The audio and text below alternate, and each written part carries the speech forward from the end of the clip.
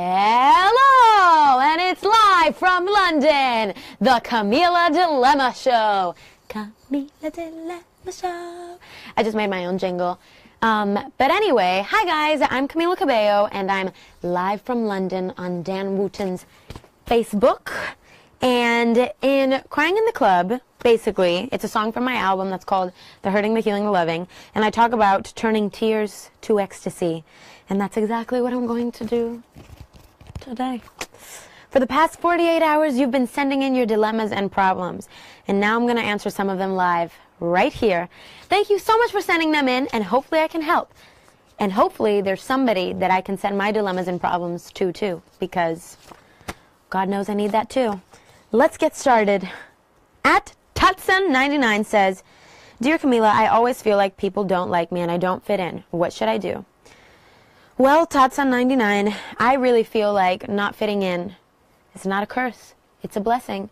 That means that you have something unique in you. Not fitting in is a beautiful thing. You need to find your thing, the thing that makes you stand out from other people, and nurture that and be proud of that. Because I feel like our differences are what make the world exciting. I get so excited when I meet somebody that's completely different than me, because I'm like, okay, you have different interests than mine, you have a different personality than mine. I want to get to know how you work. It would be so boring if everybody was the same, which a lot of people are the same, but that's boring. You don't want to be like that. So what may feel like a disadvantage now, I promise you when you grow up, you're going to see that's actually a huge advantage. Because we need more people like you in the world, my friend. Woohoo! I wish I had a live studio audience. You guys can still be like, yeah, Totson! Woo! All right, the next one is from Emily Kirk. Dear Camila, how do you... Oh, dear Camila, it's like we're writing love letters to each other. Dear Camila, how do you re-fall in love with singing and songwriting and music again after being in a dark place?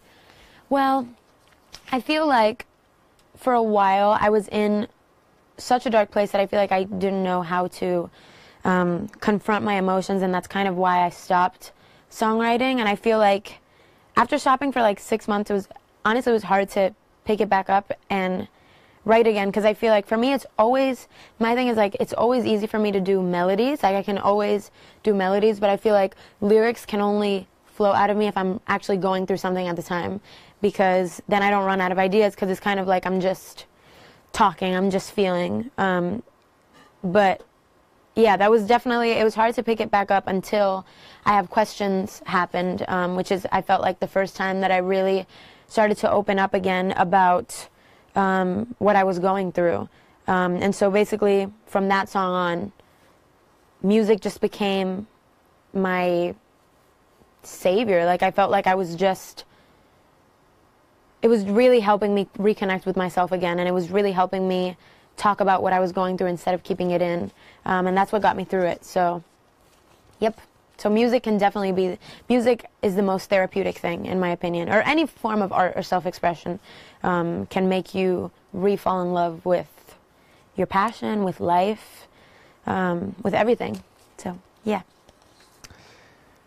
Alexis Brock says, Dear Camila, how do you learn to let go of someone who's not necessarily good for you anymore? Ooh.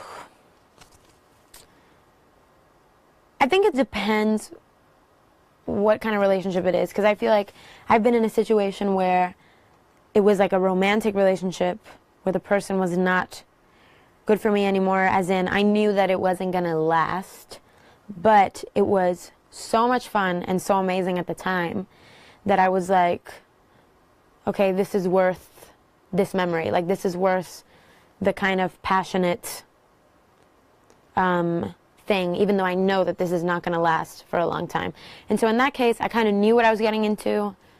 I knew he was trouble when he walked in, but I did it anyway. But anyway, yeah, sometimes you have to decide if it's worth it or not in like a romantic situation. In a friendship situation and just like people that are toxic, I definitely feel like the best thing to do is just be like, honestly, I need to take care of myself. Because once you're in a toxic relationship with somebody like that, it can really start to, you know, scar you for a long time. And, you know, there are people that, you know, try to just kind of put you down, or people that have this negative energy that's just meant to, like, drown you, and those are the kind of people that I feel like you have to cut off as soon as possible, because it starts to affect the way that you see yourself, and you start to see yourself through that person's eyes, which is really, really unhealthy, because that can definitely take a long time to recover from that. So, you know, as hard as it is, and causing the least damage as possible, you know, try to just be honest with the person and just be like, hey, I really need to, you know, take care of myself in this situation. But I wish you the best, and peace out. Don't say peace out, but yeah. Let's see.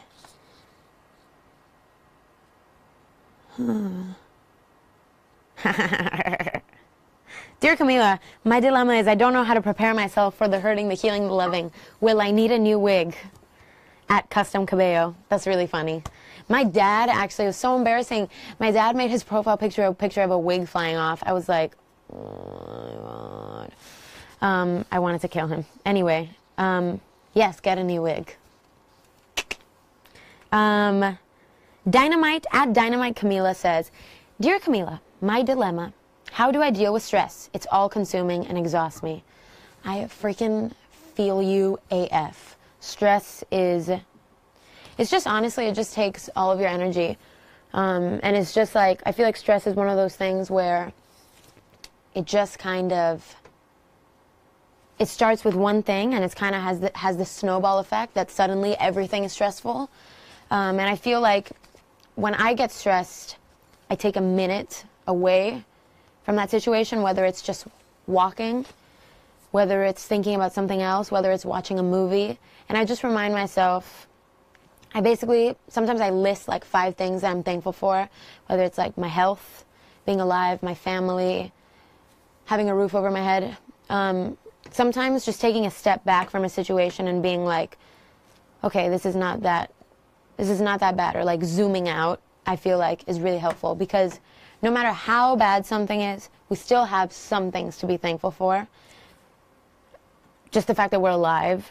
So I feel like sometimes when you take the focus away and you focus on something else, that can really help. Zooming out can really help. Because I find myself stressing out over little things, whether it's like a performance or whether it's like an interview or like something that I'm nervous about. I'm like, okay, Camila, take a step back. And I'm sure for you, maybe it's like school or test, or I don't know, sometimes little things you have to take a step back. If it's like a big thing, obviously it really depends. There's a big range of scenarios, but try to talk to somebody about it. That also really helps too, is just like venting. Yay! Okay, at Jocelyn14_ says, Dear Camila, my dilemma, how do I become confident with singing in front of family? My friends hear me sing, but when it comes to family, I panic. That literally was me. I did the same thing, because I remember when I was in my drama club, I was comfortable like acting in front of my friends, and even close friends. Like I would have like jam sessions with my family. I was so shy. I actually I didn't lock my grandma in a closet. I made my grandma just like go behind a closet when I visited her in Cuba one time. And I made her go behind a closet in order to sing for her. And she came out of the closet, and my grandma literally, like anything I do, she just cries. And she was like, oh my God, that was so beautiful. Or whatever.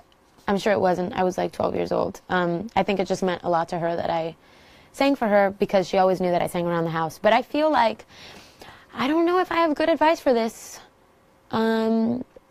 I think the best thing to do is realize, I think sometimes with family it can be scary because it's people that you you think a lot of, and people that you see all the time. And so it's always scary to feel like you're going to, be embarrassed by somebody that you really love, or somebody that, you want to, you want to impress or anything like that. But I feel like the best thing to do is to just get it over with, honestly. Sometimes there are things in life that no matter how much you try to make yourself feel less nervous or less scared about it, you're never going to feel less nervous or less scared about it. You just have to go and do it. And once you do it, even though you're going to, feel really nervous in the moment, after you do it, you're like, oh, I survived. I'm still here.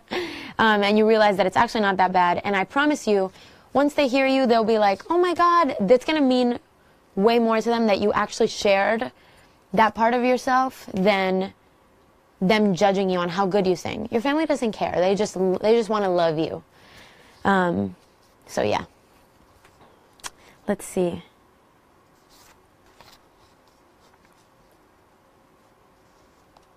Oh, wow. Okay, this is cool. At Camila Loving says, Dear Camila, my dilemma is, we as the fandom, I love you guys so much, by the way. I just want to get that out there. I just feel like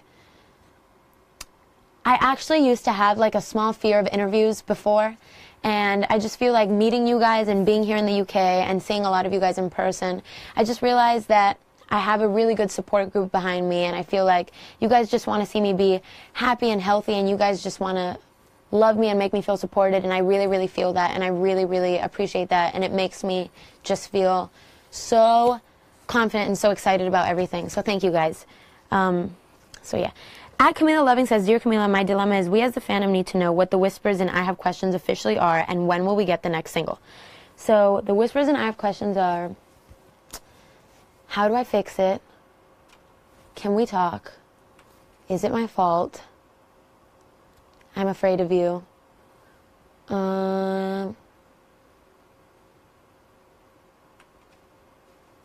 I think those are all I can remember right now. What's the last thing? Oh, and Do You Miss Me? Yeah, those are all the Whispers. And the next single, I don't know, I definitely have a song that I really want you guys to hear, that I really want it to come out soon. But obviously a single is like, it's a big discussion between the label and whatever, all the boring stuff. But there's one song in particular that I'm really excited about. My favorites kind of change, but there's one song that's called I'll Never Be the Same that I'm really excited about, that I feel like describes the loving. And that was actually about tying into the first question. Oh boy, that was not good for me, but I got a good song out of it. So, okay, let's see.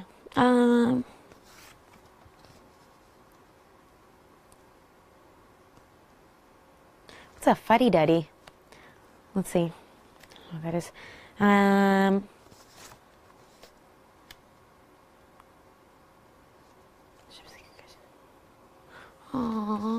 Okay. At Asia _A says, Dear Camila, my girlfriend wants our relationship a secret because she's afraid of coming out. Can you give me insights or advice on what to do? I feel like, I mean, that's such a personal thing, but I feel like everybody, I think that she'll be ready to do that when she's ready to do that. And I don't think that, you know, you can push somebody, because you never know what they're going through. You don't know what their relationship is like with her family. You don't know, you know, how comfortable she is with it herself. Maybe it's new to her. I think that it's important to just make sure that just she feels supported, and just be like, hey, I love you. And hopefully she has a good support system that make her feel, you know, accepted and loved. But I think that everybody probably comes out at their own time. So all you can do is just make her feel supported and loved, and when she's ready, she will do it. But I've learned that with stuff like that, in the meantime, all you can do is just love them. So yeah, just love her. Let's see. Oh, at Camila's Mini, Dear Camila, my dilemma, I'm secretly in love with a friend and I'm too scared to do anything about it. I wonder if they know. Because I feel like when I like somebody, it's written all over my face. I'm like, I feel like, honestly, life is too short.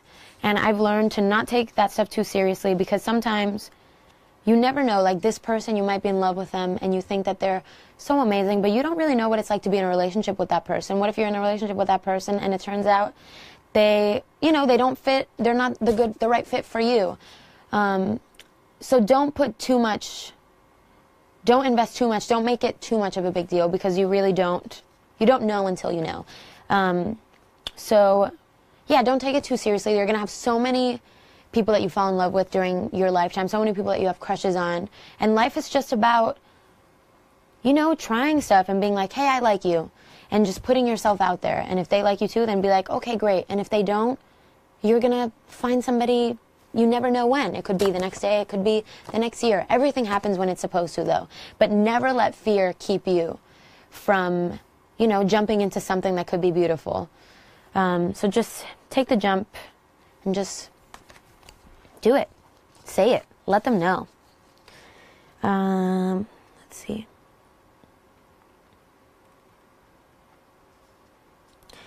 At Haley _ 5H Roses says, Dear Camila, I'm in love with someone, but we are long distance. How can we make our relationship not die? I feel like there's something, I know that long distance is probably hard, but I feel like there's something romantic about it because you're not seeing each other for a lot of the time, but when you do see each other, there's so much anticipation built up and so much, you know, fantasizing and so much stuff in your head that when you do see them, you guys are probably so excited to see each other, and it makes your time that much more valuable. You know, I feel like when you're away from something and then you get just a little taste of it, it just makes you savor that so much more. So yeah, I feel like in the meantime, just be very romantic. And remember, I feel like the most important, the biggest sexual organ is the brain.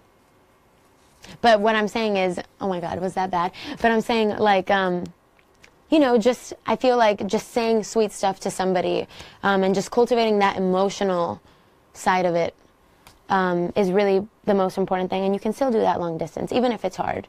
And if it's not meant to be, you know, it won't be meant to be. Let's see.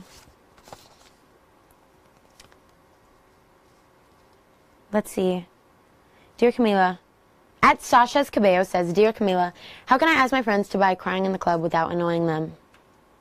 Just like sneakily slide it in there, you know what I mean? Just be in the car and just put on a song that you know that they'll like, and then just put my song next and be like, huh? And then if they don't like it, just be like, really like this song, and then hopefully, you know, hopefully it all works out. But anyway, if it's really annoying them, if it's going to sacrifice the friendship, then you don't have to play it. Just kidding. Okay, let's see what else we have here.